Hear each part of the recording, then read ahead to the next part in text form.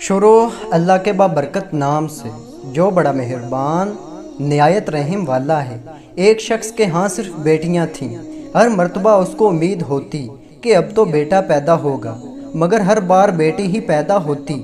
اس طرح اس کے ہاں یکے بعد دیگرے 6 بیٹیاں ہو گئیں۔ اس کی بیوی کے ہاں پھر ولادت متوقع تھی۔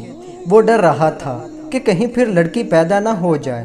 شیطان نے اس کو بہکایا، چنانچہ اس نے ارادہ کر لیا کہ اب بھی لڑکی پیدا ہوئی تو وہ اپنی بیوی کو طلاق دے دے گا۔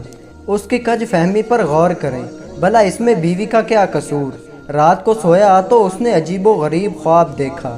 اس نے دیکھا کہ قیامت برپا ہو چکی ہے، اس کے گناہ بہت زیادہ ہیں جن کے سبب اس پر جہنم واجب ہو چکی ہے۔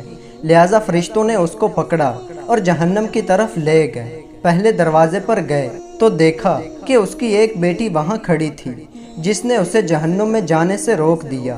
فرشتے اسے لے کر دوسرے دروازے پر چلے گئے۔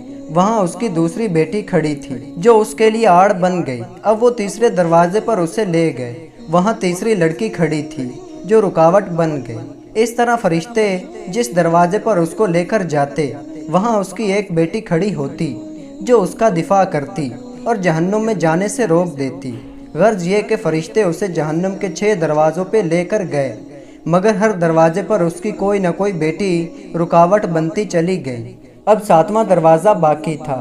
فرشتے اس کو لے کر اس دروازے کی طرف چل دیے۔ اس پر گھبراہٹ طاری ہوئی کہ اس دروازے پر میرے لیے رکاوٹ کون بنے گا۔ اسے معلوم ہو گیا کہ جو نیت اس نے کی تھی غلط تھی۔ وہ شیطان کے بہکاوے میں آ گیا تھا۔ انتہائی پریشانی اور خوف و دہشت کے عالم میں اس کی آنکھ کھل چکی تھی اور اس نے رب العزت کے حضور اپنے ہاتھوں کو بلند کیا اور دعا کی، اے اللہ مجھے 7ویں بیٹی عطا فرما۔ اس لیے جن لوگوں کا قضاء و قدر پر ایمان ہے انہیں لڑکیوں کی پیدائش پر رنجیدہ خاطر ہونے کی بجائے خوش ہونا چاہیے۔ ایمان کی کمزوری کے سبب جن بدعقیدہ لوگوں کا یہ تصور بن چکا ہے کہ لڑکیوں کی پیدائش کا سبب ان کی بیویاں ہیں، یہ سراسر غلط ہے۔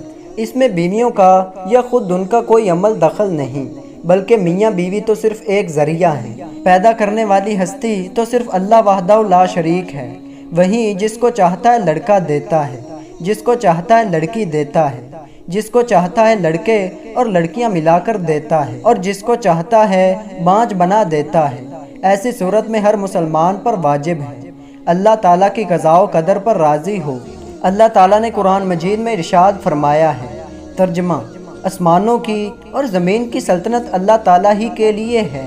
وہ جو چاہتا ہے پیدا کرتا ہے، جس کو چاہتا ہے بیٹیاں دیتا ہے اور جسے چاہتا ہے بیٹے دیتا ہے، یا پھر لڑکے اور لڑکیاں ملا جلا کر دیتا ہے، اور جسے چاہتا ہے بانجھ کر دیتا ہے۔ وہ بڑے علم والا ہے اور کامل قدرت والا ہے۔